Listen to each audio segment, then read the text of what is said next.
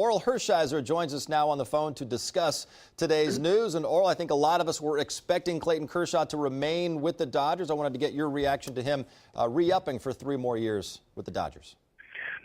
Well, it's a great off-season present already.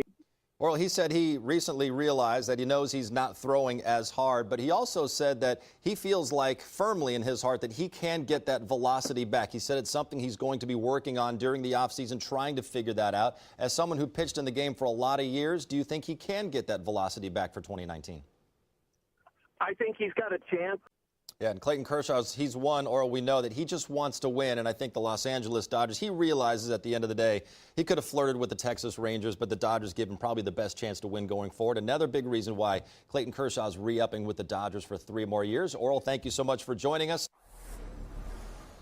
Well, most of the guys on this Dodgers roster have not played a game at Fenway Park. Manny Machado has, being a guy from the American League East playing for the Orioles. We heard him talk about how familiar he is, Nomar, with the ballpark. How important is that, especially considering the position he plays? It's the dream experience for every fan to hang out on the field with past and present greats in one of baseball's most historic stadiums. Let's take a closer look at how the Dodgers made thousands of lucky fans feel like VIPs with an annual tradition.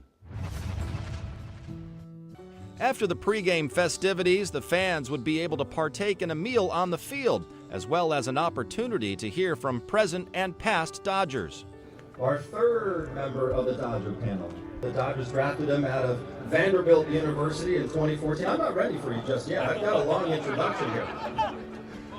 Last year, he started in A-ball, then to AA, AAA, made it to the major leagues, and now he's become one of the must-watch Major League players in the game today. This is Walker Buehler.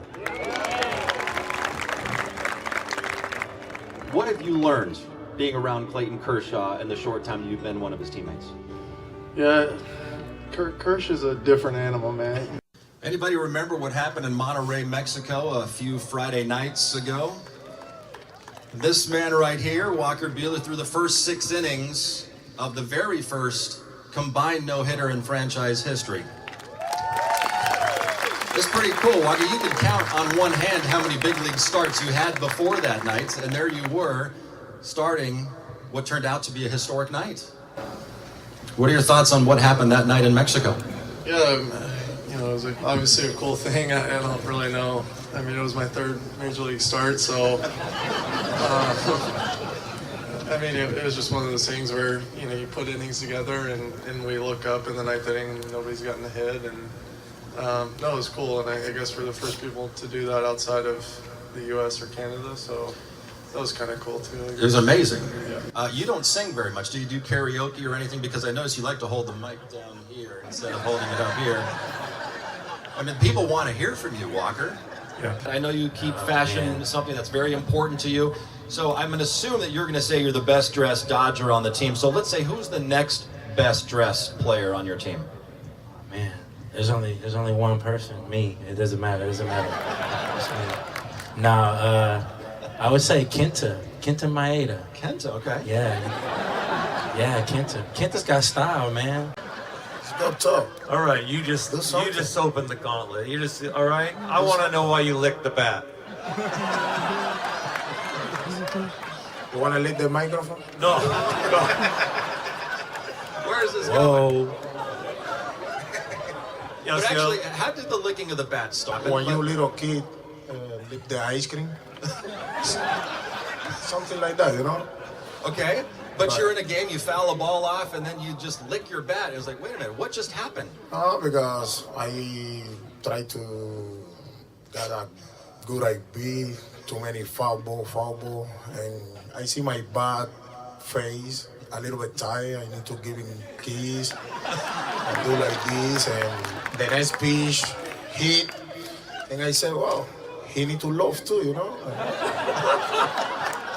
Seriously, Matt, I mean, you've seen this act before. You had to be a little confused, right? That's not normal. That's so 2000. That is so 2017. Yeah, you gotta do what you gotta do, man, to get hits. That's what we do. If I gotta lick the bat to get some hits, I would do it. I promise. Matt, you were saying that whatever it takes to get hits, to get maybe on a hot streak. What's the weirdest thing you have ever done to get on a hot streak? I'm really not weird like that. If you smell good on the field, you look good on the field, you're gonna play good. That's why we kind of spray cologne. I've heard that. on Yeah, I was gonna say, I've game. heard that some players actually wear cologne, and there's We some do. guys that do. Well, I got that from Juan Uribe. Like he used to, Poppy, this the hit juice, Poppy. You gotta smell good, Poppy. You get hits. So I started putting it on. It started working. So I spray it on all the time now.